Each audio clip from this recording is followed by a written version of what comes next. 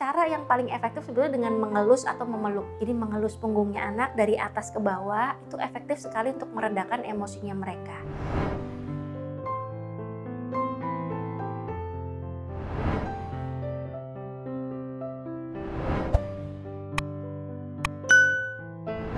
Yang pasti yang harus diingat, time out kan menenangkan diri ya. Jadi dari emosinya memuncak, dia harus bisa lebih tenang kemudian jadi netral. Nah, cara-cara apa? Yang pertama, yang udah pasti kalau anak lagi emosinya memuncak di mall itu, bawa dia ke tempat yang lebih sepi. Itu yang nomor satu, karena tempat yang rame itu biasanya memicu seseorang untuk emosinya semakin tidak tenang. Kondisi emosinya tidak tenang. Jadi bawa dia ke tempat yang agak sepi, itu yang pertama. Kemudian yang kedua, ajarkan anak cara-cara untuk melepaskan emosinya dengan cara-cara yang cukup baik. Contoh, kalau sedih ya boleh menangis. Kalau marah ya boleh tangannya dicengkram begini, boleh gitu. Mencengkram begini, ngomong kalau marah itu boleh gitu. Kemudian yang harus dilakukan lagi adalah orang tua bantu untuk menenangkan perasaannya anak.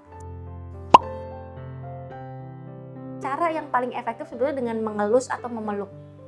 Jadi mengelus punggungnya anak dari atas ke bawah itu efektif sekali untuk meredakan emosinya mereka. Kemudian memeluk juga itu bisa membuat anak merasa, oh aku cukup nyaman, aku cukup dipahami, jadi emosinya lama-lama lebih netral. Itu cara yang paling cepat untuk menenangkan diri di mall. Jadi time out ini nggak berarti dia harus disendirikan loh ya. Bukan berarti diasingkan sendiri sampai emosinya tenang, tidak. Jadi kalau untuk anak-anak yang lebih kecil, mereka memang dibantu untuk bisa lebih tenang emosinya oleh si orang tua, baik dipeluk maupun dibelai. Atau diajarin tarik napas panjang seperti itu. Anak akan belajar pengelolaan emosi sih.